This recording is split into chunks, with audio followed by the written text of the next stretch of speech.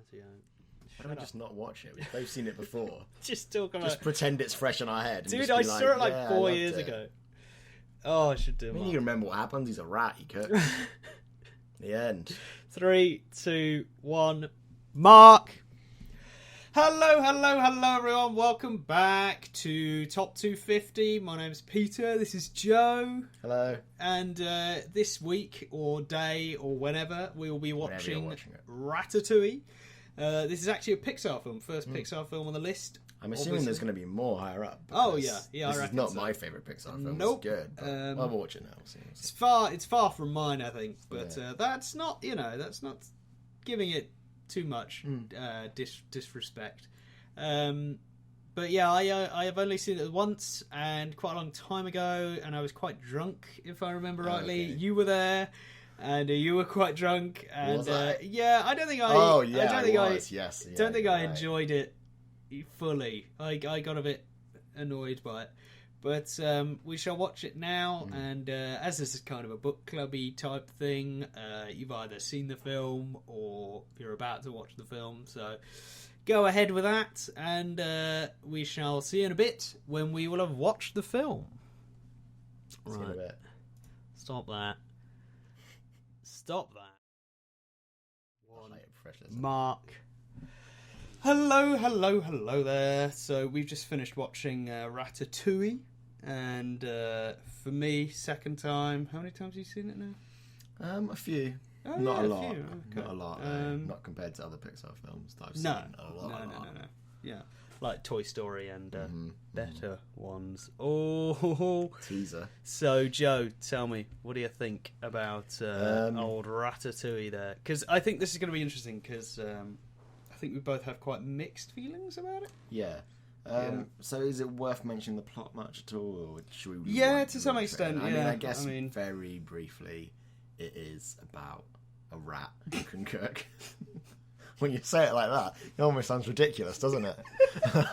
It's about this rat that can cook, and he meets this potwash boy in Paris through various circumstances who can't cook, and then through the magic strands of his hair, right, where like he pulls that bit, his arm moves. He controls the guy to cook amazing dishes, and so the rat. And that's essentially it. The rat has like some Rain Man-esque like cooking talent. He's really good at smelling. Yeah, because he's just got this like savant like smell. Yeah. And also an earlier plot point, he can smell rat poison, so he kind of protects his clan, which I'm pretty sure is not the right term for rats. But it's, he kind of protects the gang from all of that. And they initially start just with an old woman's house, and he catches this cook show and reads a bit of a cookbook, and he just kind of gets the love for cooking. And nobody else sees it that way, so he's a bit of a freak and an outlier. Yeah. And then, they escape because the old woman finds them all, and then he ends up in Paris, of course. And funnily enough, you did point out right at the very start, we've had a very European start to this list. It's been very... Nosferatu, Germany, Before Midnight, Greece, All About My Mother, Spain, and now Ratatouille in France, which is interesting. Not intentional. No, completely unintentional. But he ends up in Paris and ends up in like a really fancy restaurant of the chef that he admired. And then there's kind of this awful character that shows up, who's like this young boy who I suppose... Yes, he is essentially Michael Cera. He's like that kind of hopeless teen. The phrase you used was socially devoid, which I thought was perfect. Pretty bad. Because he makes Michael Cera look, positively charming. Yeah. Because he just cannot even form sentences, it seems. He's pretty and he's just ridiculous. Yeah, how he's managed to live that long is a surprise to anyone. But almost more likeable than the rat, to be honest. I find the rat more annoying, because the rat's just a snob, really. Yeah. Because they're meant to live in poverty. Yeah. The rats are, but he's like, but we must eat the finest cheeses. It's like, I mean, everyone likes nice cheese, but under the circumstances, surely you see that, for your family to survive. It's a bit weird. I don't really get that plot point. Yeah. It's like they needed some reason for him to be different from the other rats, and the reason is he's an arsehole. Like, is that it? I don't really know. But the rat, through circumstances, ends up working underneath this guy's hat and making him a really good chef. And they do a few good kind of slapstick physical comedy scenes with this guy because he kind of flails around. But it's kind of, that's how it is to begin with, and then he kind of gets used to it, and he does a few sort of rounds, that's not the right term, a few shifts, I suppose. Yeah. Doing quite well, and people don't seem to notice. And then occasionally, when it is convenient to the comedy, it's suddenly really exaggerated like, again. Whoa! And it's like, wait a minute, didn't he get used to this all, or is the rat being a dick about it? Yeah. Like, who's doing what here? Like, what's the circumstance? So the plot kind of he eventually does really good, and the restaurant does really good. But then there's kind of an idea when the truth comes out, and then the big critic in town comes, and it's all looking rubbish, and then all the rats unite and help him, la la la. Yeah. So again, a kind of Disney-esque, and they all live happily ever after type thing. But in this one specifically, we're kind of jumping to the end a bit here, but just because I've just mentioned it, I did notice this ending. I mean, I even said to you that it's almost too happy ending. It's just it is too much. It feels a bit gross. But yeah, let's kind of go on with it. I kind of have mixed feelings about it. I mean, I did like some of it. There were some actually really good shots, and I'm going to be one of those guys who just goes on about cinematography all the time because I just love it. And even though it's an animated film, that gives it the ability to do some like unusual stuff. And I mean, it gives it a bit of a pass. Because that, it's just a computer, it's easy. But then by that same token, it's a computer, it can do anything. Exactly. So they do some very good shots with that.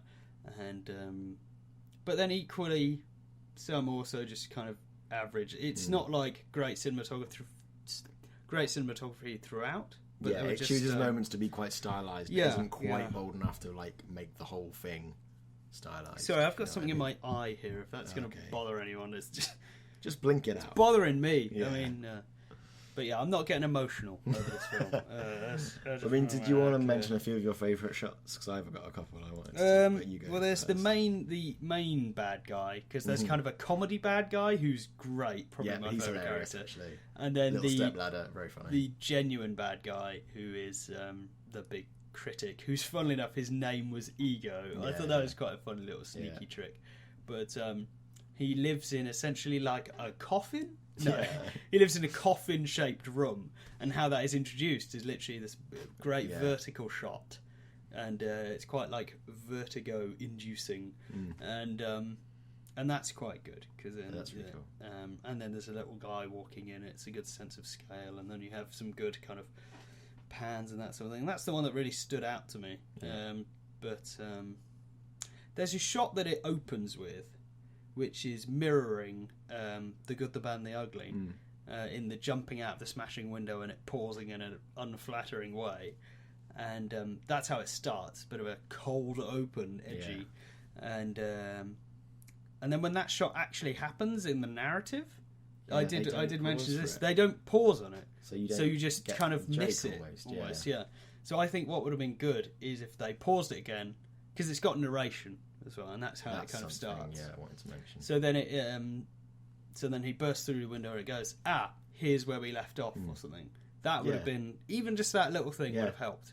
But other than that, cinematography-wise, there wasn't a huge amount. And in terms of my negative points, I don't know. Do you want to say some good stuff? I don't want to. I've got quite a few things I wanted to sort of mention. Positive. So talking about like kind of cinematography, one thing I really like. I remember liking it when I saw it the first time as well.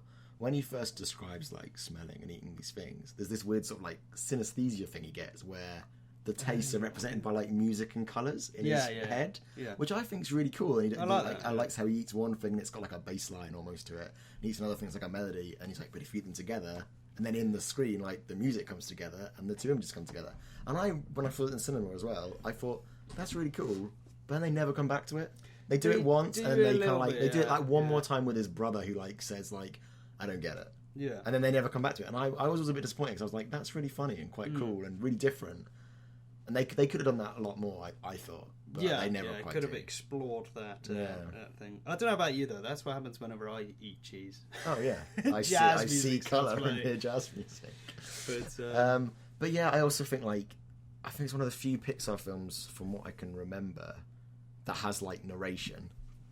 And it's like, from, you know, unless you can... especially in this way of the sort of like, hey, I'm Remy and I'm a rat. I'm sure there are lots of great films with narration in, but in general, it's often a bit of a crutch. I think it's a bit like, definitely rather than like, you know, show you how the characters are feeling, here's a scene, and then the character's going to say, I was feeling sad at this point. I just think that's lazy, you know, in a lot of ways. And like what you were getting at, I'm kind of skipping ahead now. No, it's cool. We'll jump around. But you said this really early on, and I agree. Like, even though Pixar films are about monsters and toys and fish, they're very human stories. And to me, this is one of the least human ones. Even though the main characters are humans, it's like the biggest like win is they have a successful restaurant. I don't find that relatable. Like, whereas Finding Nemo is about like father and son relationships. And, like family.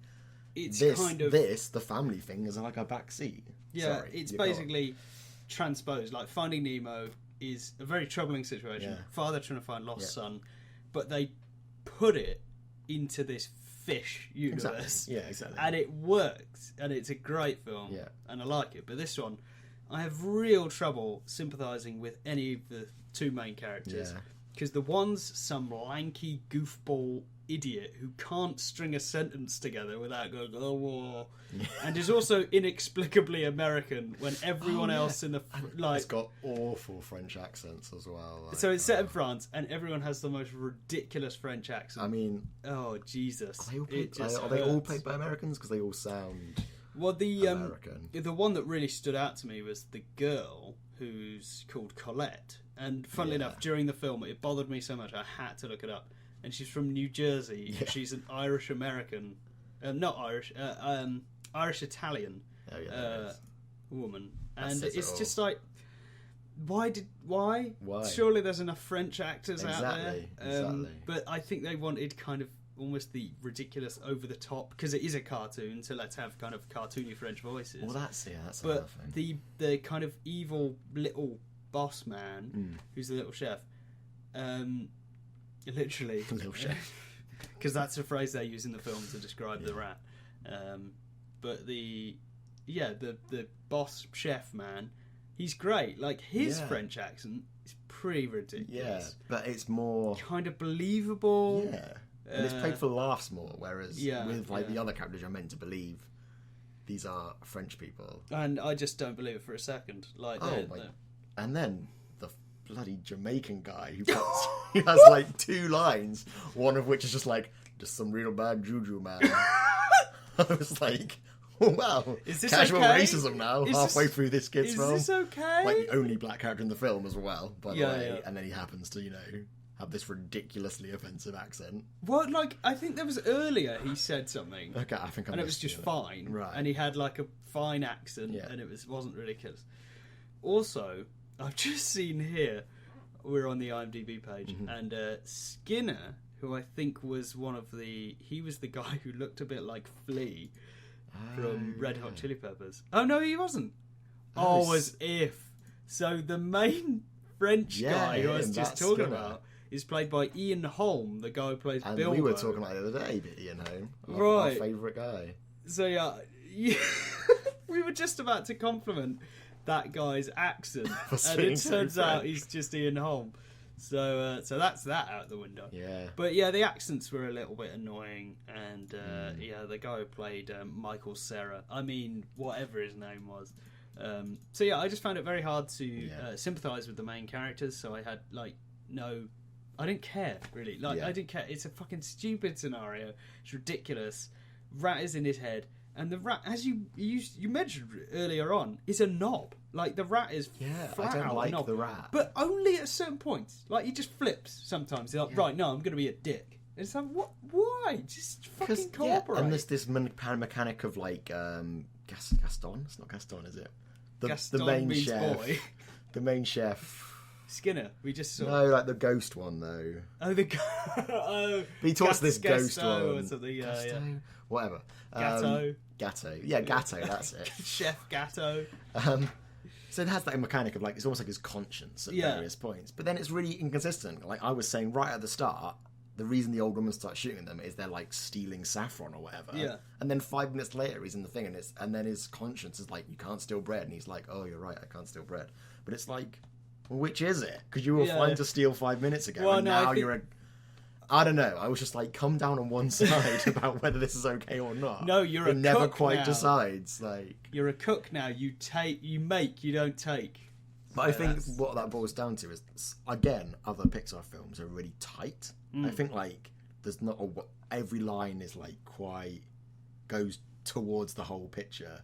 Whereas in this, it feels like there's a lot of extraneous elements of like, okay, the script's a bit thin, so add some family stuff in the background. Yeah. Oh, add some like, the chef turns out to be the main character's dad. Like these added things that aren't really. But what needed, are we trying? like... What is this story they've kind of transposed? Because the rat and the huge family thing, and they have. It's almost like a mafia thing. Yeah. I mean, there was like the scene where they're at the restaurant, which is like it's got that Goodfellas-esque. vibe. It's Well, really the narration weird. as well is almost like Goodfellas inspired, which is Since weird. I can remember, I always wanted to be a chef. Exactly.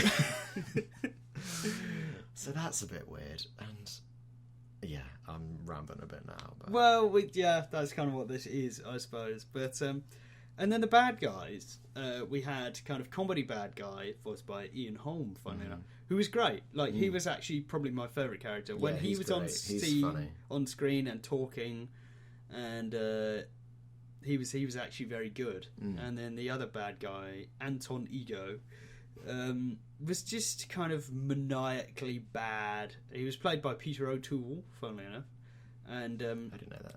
He was just ridiculously like Disney levels of evil. Yeah, or at least but I liked him though. I thought he was, I liked him, fun antagonist. But he wasn't present a lot of the time. He's not like an actual danger. He was really, the Phantom Menace of this of this film. He's Darth Maul. He's Darth Maul. Didn't Peter O'Toole play Darth Maul as well? yeah, he did, I think. But yeah, he kind of was a bit of an absentee bad guy. He was kind of the threat of a bad guy.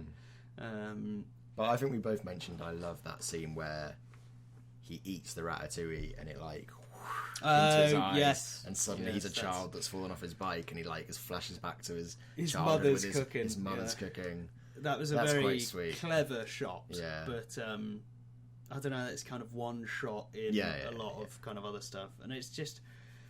It sounds ridiculous because I remember, as I mentioned before, I watched this film ages ago and I was a bit drunk and I didn't really enjoy it. And my takeaway was, that was a bit stupid, wasn't it? Yeah. And I'd kind of say this to friends. I was like, no, I didn't really enjoy it. It was all just a bit too ridiculous. And that ridiculous? It's an animated film, of course it's gonna be ridiculous. And like, I just couldn't quite put into words why this was different to all the other Pixar films. And I was thinking, Toy Story, okay, they're almost human, and it's quite a human story, and you know, the humans in that the humans in that universe, just kind of an obstacle that has to be avoided. Bugs Life, again, kind of a similar thing, and like Monsters Inc. is kind of a strange one because even though they are monsters, we kind of sympathise with them. It's a strange thing. I just didn't get the rats, and they kind of looked. This was something as well. They looked very unusual. There's definitely an uncanny valley thing because they're like over personified. Yeah, is it personification? I think it's personification when you give an object human qualities, but I suppose you don't call it that for an animal. But they basically over-humanized the rats, so like his expressions and stuff were just a bit too much, and also his eyes and his mouth looked a bit too similar to an actual person. And it's like human teeth. Human teeth, and it was very unusual seeing that move. And I don't know, the fur or something just looked a bit weird. Like they tried to do like the individual strands, and specifically it feels a bit more rushed than some Pixar films. It felt very DreamWorks. Ooh. Now, DreamWorks films are typically kind of Not as good as Pixar films. No, in general, not as good as Pixar films, but they have a look about them. Which is slightly less effort has been put in. Yeah, I agree. Whereas Pixar films are usually so cut. Yeah. And all the films have such a good style. The Incredibles, my favourite Pixar film, is like perfect. Everything's like rounded edges and just clean cut everywhere. Oh, and like Monsters Inc. that we've mentioned, where Sully's fur is like, I'm pretty sure I read things where like almost every single hair is like individually animated. So then, ridiculously what happened when it came to this then? Whereas in this, I agree. It's much more like fuzzy around the edges. Just, but So overall, it was kind of mixed. I still enjoy it. I mean, we're picking it apart, but it's still a good film. It's still a really fun film. It's just not as good as a lot of the others. I mean, it's still probably good. I'm actually a bit surprised it's in this list, though, to be honest. Yeah. I mean, it's still probably one of the worst Pixar films. Yeah, I definitely. think so. I think this and Cars are definitely at the bottom. Yeah. But it's interesting that it's been on this and you list. seldom meet people who say like, "Oh, what's your favourite like Pixar film?" Ratatouille. Who says that? Yeah, but I don't know. There was lots of stuff about the inclusion of the rats that felt just a bit. Oh yeah, we haven't had a rat bit in a while. Let's remind everyone he's a rat and let's bring him in. And here's his rat brother. And it kind of divided the story into these two halves. Yeah, which never really quite connect. No, and these two unlikable characters. And then at the end, the rat's just running the restaurant. They've got a new restaurant and he runs Ratatouille. Ratatouille. Oh dear. And also, it's set in Paris. Oh, and apparently, at all points in Paris, you can see the Eiffel Tower. No matter where you are. And this kid, who's like borderline retarded, lives in a cupboard that is actually a penthouse and can see over all of Paris to the Eiffel Tower. And then he gets a good job and moves slightly round the corner, apparently, and can still see the Eiffel Tower. In a bigger cupboard. And then the evil food critic who lives in a coffin on top of a building can see the Eiffel Tower. It's a little bit like, oh yeah, Paris. And I'm pretty sure the main website. What the fuck?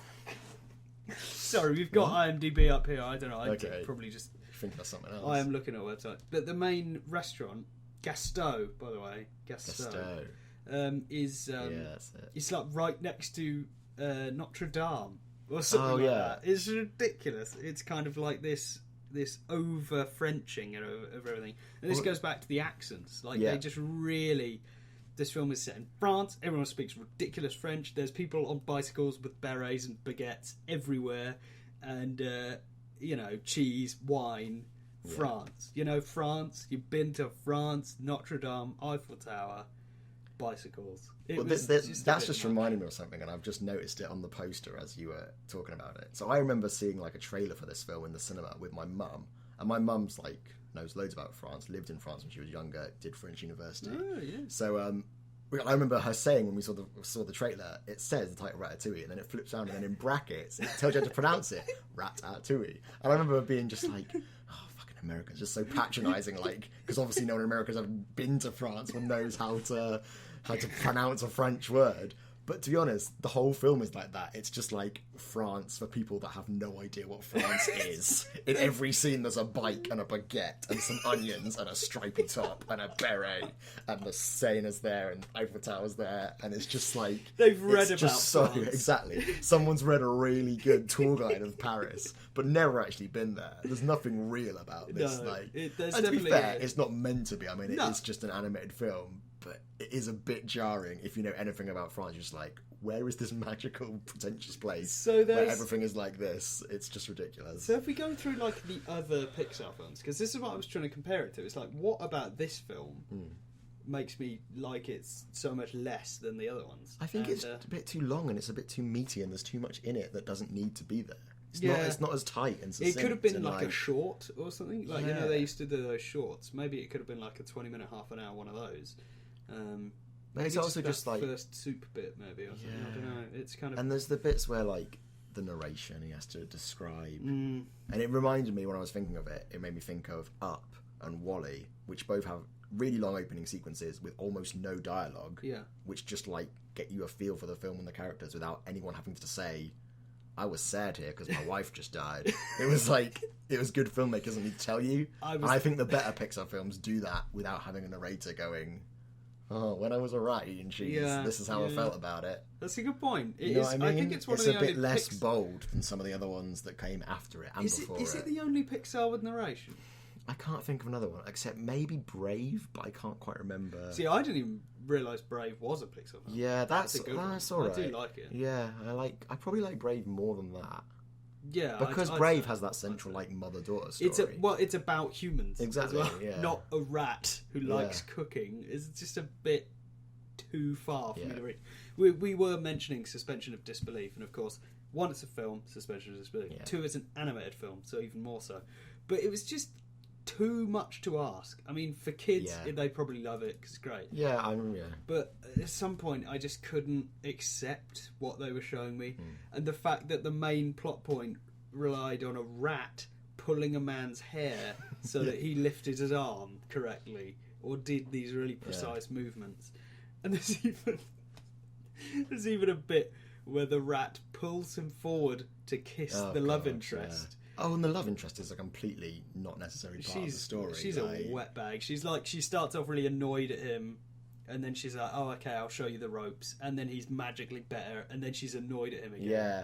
But she's an annoying character because she is a bit, you introduce her and it's like, oh, this is quite good because she does a big speech like, do you know how hard it is for a woman to make it in this game? I've worked so hard to be it. Yeah, and that like, was all right. This is cool. And then she never mentions that again in the film. And her like big success at the end is she is dating the guy whose rat runs a restaurant. She gets no other success out of this. She doesn't like work or help or anything. She just stands in the background while a rat makes some ratatouille, and then she wins just by being vaguely dating the guy that's there, which is just so disappointing for her character because you're like, oh, she's cool. She's like a strong female character and the only female character in the film. So I feel like that's kind of important for her to do something useful, apart from the old woman at the start, maybe. Oh yeah. And instead, she just has one speech and then never really does anything again. No. And like, obviously, we're really nitpicking now, but that's a bit of a shame, I think. Like, so missing out. Sorry, Is this one of the best films ever made? Top 250? No.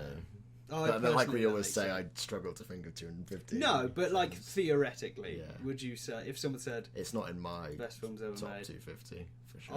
I wouldn't use that to describe. No, I wouldn't say Ratatouille. Oh, that's one of the best films ever made. Yeah. I definitely wouldn't say that, but it's a good one. It's.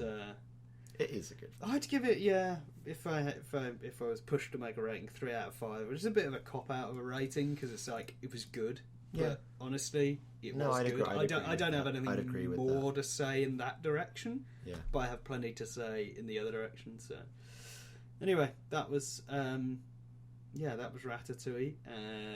Film number 240. Yeah, should I scroll back down? Sorry, I was just scrolling up to see which other Pixar films you could expect. 247. 247. Obviously, you know that, but now that's over. I don't know. Now we're going to watch it again. We're going to watch it again. See what our third time says.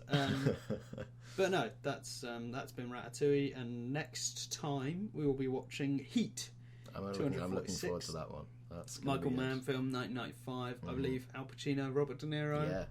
Whole thing, is it like a heist thing or something like that? I have seen it, but years ago. Yeah. I don't remember a huge amount about it, but I remember really enjoying it, which is a good sign. That's good. Yeah, I remember having very positive feelings about it, being like, wow, what a cool film. So I've never actually seen this one. I've heard about it a fair bit, and it's going to be very good. So we'll look forward to that. And we shall see you next time. Bye. Did you enjoy the finger guns there? I think it really added something. Too much finger guns. Not at all.